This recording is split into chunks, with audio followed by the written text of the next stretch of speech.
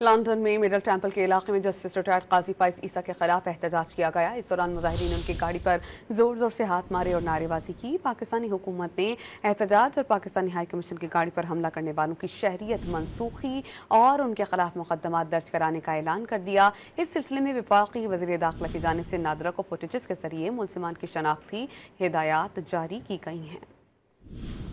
Supreme court के साबिक chief justice काजी फाइज ईसा की लंदन आमद पर एहतजाज। बरतानिया की कदीम दरसगाह मिडल टेम्पल से रवानगी के मौके पर मुजाहिरीन ने उनकी गाड़ी को घेर लिया। एहतजाज में शरीक अफराद ने गाड़ी पर जोर जोर से हाथ मारे और नारेबाजी की, जिस पर साबिक चीफ जस्टिस के ड्राइवर्स ने गाड़ी तेजी से भगा दी। वफाकी वजीर दाखिला मोहसिन नकवी ने लंदन में जस्टिस रिटायर्ड काजी फाइज ईसा के खिलाफ एहतजाज और पाकिस्तानी हाई कमीशन की गाड़ी पर मुबैना हमले करने वाले मुलजिमान की शहरियत मनसूखी के लिए फौरी कार्रवाई का ऐलान कर दिया। मोहसिन नकवी ने वाजे किया कि वाक़े में मुलव्विस अफराद के शनाख्ती कार्ड और पासपोर्ट मंसूख करके उनके खिलाफ मुकदमा दर्ज किए जाएं। इस सिलसिले में नादरा को फुटेजेस के जरिए हमलावरों की निशानदेही का हुक्म दे दिया गया। उन्होंने वाजे मौक़िफ़ दिया कि पाकिस्तानी हाई कमीशन की कार पर हमले पर खामोश नहीं बैठ सकते। वजीर दाखिला ने सवाल भी उठाया कि काजी फाइज ईसा को धमकियों का सामना था तो उन्हें सिक्योरिटी फराहम क्यों नहीं की गई।